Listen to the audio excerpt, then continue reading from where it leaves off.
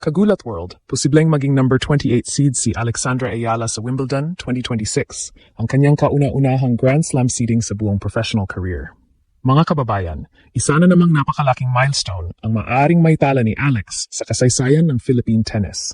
Matapos ang kanyang phenomenal run sa Berlin Open 2026, kung saan umabot siya hanggang semifinals laban sa ilan sa pinakamalakas na manlalaro sa mundo, tuluyang umakyat ang kanyang ranking sa world number 30 territory at inilapit siya sa isa pang historic achievement.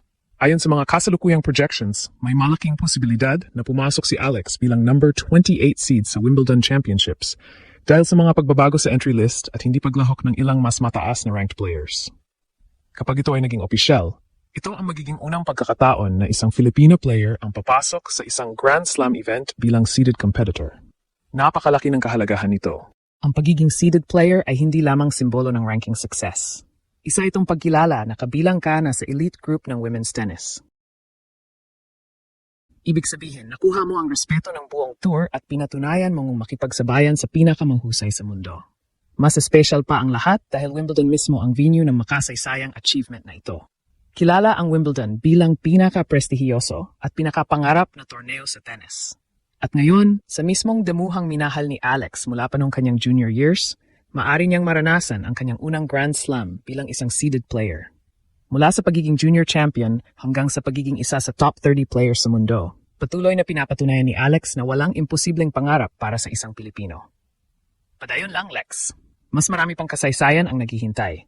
History. Alexandra Ayala ay nakatakdang pumasok bilang projected 28 seed sa Wimbledon 2026, ang unang Grand Slam seeding ng kanyang career at isa sa pinakamalalaking achievement sa kasaysayan ng Philippine tennis.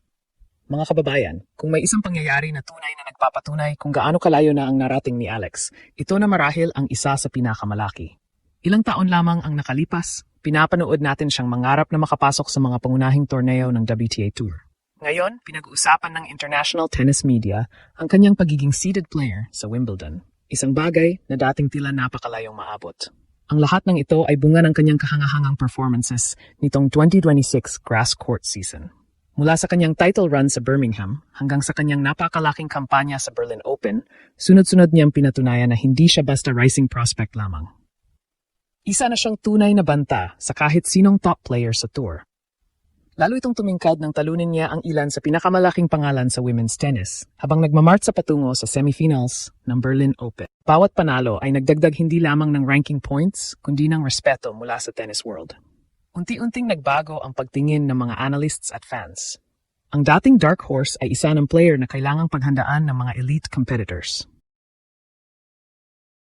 Dahil sa kanyang matagumpay na Berlin campaign, umakyat si Alex sa world number 30 range.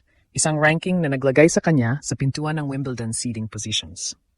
At habang lumilinaw ang final entry list ng torneo, lumalakas ang posibilidad na maging number 28 seed siya sa All England Club. Para sa mga bagong sumusubaybay sa tennis, napakahalaga ng seeding sa isang Grand Slam. Ang mga seeded players ay inilalagay sa draw upang hindi agad magkaharap sa mga unang rounds.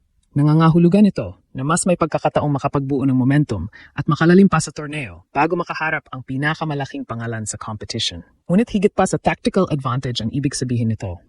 Ang pagiging seeded player ay simbolo ng pagiging kabilang sa pinakamahusay sa buong mundo. Sa libu-libong professional tennis players na nangangarap makarating sa Grand Slam stage, ilan lamang ang nakakapasok sa exclusive group ng mga seeded competitors. At isipin ninyo ito, mga kababayan. Sa Wimbledon mismo mangyayari ang lahat. Ito ang torneo na pinapangarap ng halos bawat tennis player sa planeta. Ito ang tahanan ng ilan sa pinakamalalaking sandali sa kasaysayan ng sport. At ngayon, isang Filipina ang papasok doon hindi bilang underdog na umaasang makasurvive sa draw, kundi bilang isang player na kinikilala at nirerespeto na ng buong tennis world. Mula sa junior champion hanggang sa posibleng number 28 seed sa Wimbledon, patuloy na sinusulat ni Alex ang pinakamagandang kabanata ng kanyang career.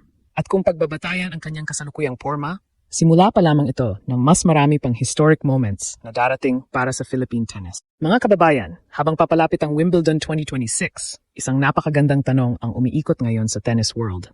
Hanggang saan kayang umabot ni Alex sa kanyang pinaka-importanteng Grand Slam campaign? Sa unang pagkakataon sa kanyang professional career, hindi napapasok si Alex bilang simpleng qualifier, wildcard o unseeded player na kailangang makabanggaan agad ng mga top contenders. Sa halip, papasok siya bilang isa sa mga manlalarong may proteksyon sa draw at kinikilala bilang bahagi ng elite group ng women's tennis. At dito nagiging mas exciting ang lahat. Kapag opisyal nang nakapasok si Alex bilang number 28 seed, maiwasan niya ang iba pang seeded players sa opening rounds. Ibig sabihin, mas tataas ang posibilidad na makabuo siya ng momentum sa unang linggo ng torneo.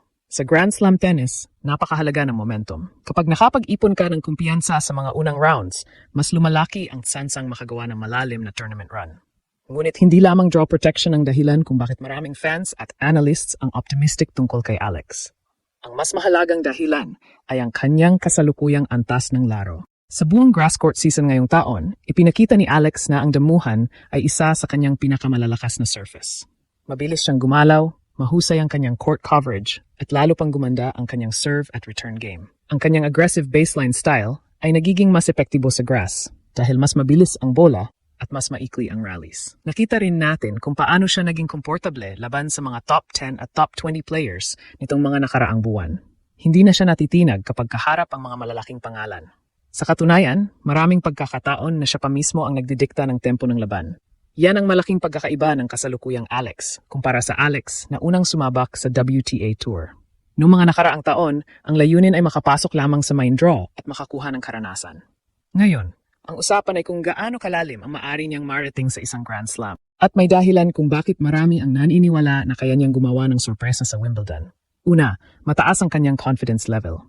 Ang sunod-sunod na panalo laban sa world-class opponents ay nagbigay sa kanya ng panibagong paniniwala sa kanyang kakayahan.